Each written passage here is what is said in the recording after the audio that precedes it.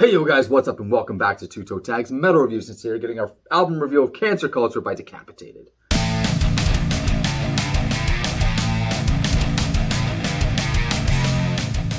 Alright guys, so after a week of listening to this album, I gotta say that it's pretty damn good.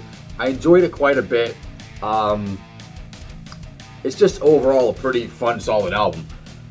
So I guess I'll talk about some songs that stood out to me. I don't have a lot of notes, unfortunately, because I found that I didn't really have a lot of specific things to say other than just enjoying the songs. You know how you get that sometimes, where like you can really like a song but not really know what it is about it that you're really gravitated towards. Yeah. So the third song, Just a Cigarette, which I think was one of my least favorite songs when I first heard it, started growing on me. It's just like every time the song played, I kept finding myself looking at the track going, oh yeah, this is that song again. And it's like, there's stuff about it that kept attracting my attention. I really think it's the riffs and the chord progression. They're just stand out on this album, in this track specifically. A couple other songs that stood out. Hello Death, the one that features Tatiana, and Iconoclast, the one that features Robb Flynn. Both of these songs are so well placed on the album because they're right in the middle, and it helps break up the pace. It break up the vibe of this, relentlessness that Decapitated is kind of known for. Having Tatiana on there was such a good idea, although she kind of outshines because she's such a good vocalist. So when she's on there, she's only doing cleans, but she kind of outshines the Decapitated vocalist, whose name I don't know, forgive me. But not that that's a bad thing, right? But sometimes when you have a guest vocalist, you don't want them to outperform you. I guess maybe you do, I don't know. But either way, it's a good change of atmosphere. It breaks up the pace, and this is something that's such a flaw on so many albums these days, that bands just don't know how to break up the pace of their albums, and their albums sound the same from front to back. And it's such a problem as a reviewer to judge something like that when it's just a wall-to-wall of the same thing. Decapitated did the right thing here by putting this in there because it makes the album seem like it's got diversity, and it does. And you can say the same thing about the next song, Iconoclast, for the same reason. Robb Flynn's in there, he's doing some clean vocals in there. The whole song has this real, it's ferocious, but the pace is broken up with the Robb Flynn singing and stuff like that.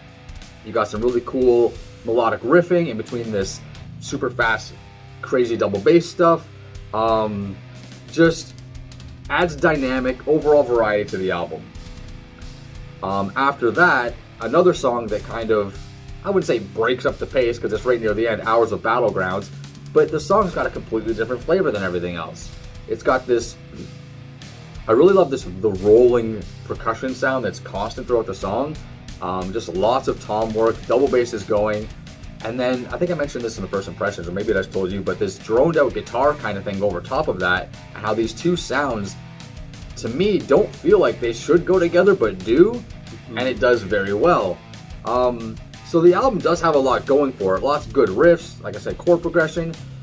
My issue with it is songs like Cancer Culture, No Cure, Suicidal Space Program, Locked, and sort of the last song, Last Supper. Those songs all kind of just come and go.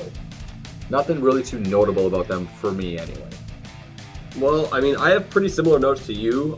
It's funny, I made the same note about Ours as Battlegrounds, and after you mentioned, I think I said to you, and I do remember you mentioning that to me, but I actually forgot throughout the week that you mentioned that to me. So as I'm listening to the song throughout the week, I'm like, yeah, this is a cool contrast of, vibes here. Nice.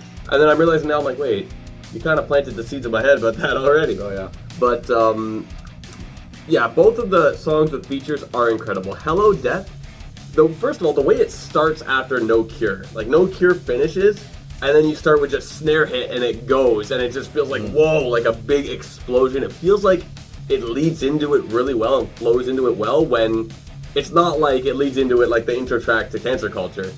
Like, it doesn't do that, but it feels like that, and that is really impressive to give you that feeling without actually doing that. I still love the title track. I think it's an incredible, incredible, incredible song. It has such a sick, ferocious bounce. I love the chorus. Awesome song. Every time it comes up, I love it every time. No Cure, I still love that scream at the 1 minute mark. Just, he holds it for a while. Love that as well.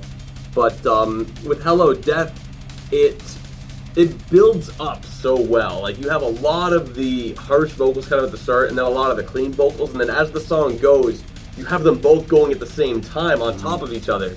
So you have just it building up to like this big fusion by the end, and I think that's incredible. So well paced of a song. And Iconoclast is also a really good song. I like that one a lot too. Like, it's kind of similar in that regard, like in general with the same vibe as Hello Death, but doesn't sound the same.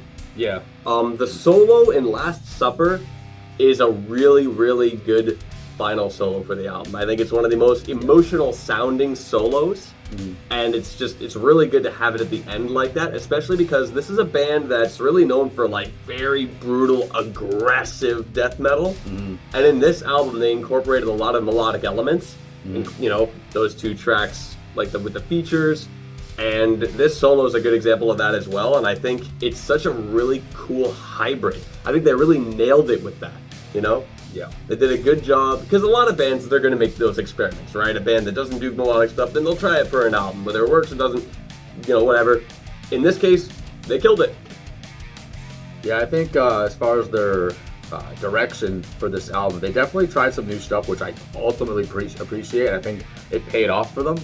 But this, to me, sounds like, you know, the current era of Decapitated. You know, this band started out a lot different sounding years ago, and they kind of refined their sound, and now they, over the last 2 or 3 albums, have kind of pocketed in this sound that they have. Very ferocious, fast, aggressive, brutal. So yeah, let's rate the album. This is tough for me. I've been tossing this around in my head all week, trying to think if this is worthy, not worthy. Really hard for me. You know what? You go first. All right. Well, in my case, I think this is a really creative album in terms of brutal death metal. Really, you don't see many albums that are this ferocious, get melodic like this, and I think that really makes it stand out among other albums of its kind, especially with this band evolving that way. You said that they're kind of in a little bit of a pocket of refined sound now, but I think at this point they're starting to evolve that refined sound, and I think that's amazing. This album gets my toe tag. That's well said. You know what? This album's it's not perfect. I don't know if I could call them flaws, but there are things about it that I don't love about it. But I do think that it's got, you know, half the album is really, really good, and the other half is super good. So it's gonna get a toe tag from me as well. I think that even if I listen to it more and more, I think I'll still discover more things about it and appreciate more things about it. I think honestly the thing that pushes it over the edge is the fact that they took the chance with not just a guest vocal, but a female guest vocal. I mean, Tatiana's a powerhouse. We all know this. So maybe they're not taking a chance there. But the fact that they did that, I think I respect that so much, because we did an album. What was the one? Oh, Septic Flesh. We did Septic Flesh last week or the week before, and I was disappointed that they didn't take any chances on that album. Yeah, they've kind of played it safe. They played it super safe. Decapitated took a chance, and it paid off, and I gotta commend that. So yeah, toe tag for me for sure. Nice. 2 toe tags. So that's it. 2 toe tags for Cancer Culture. So leave your thoughts down below. Let us know what you guys think of this album.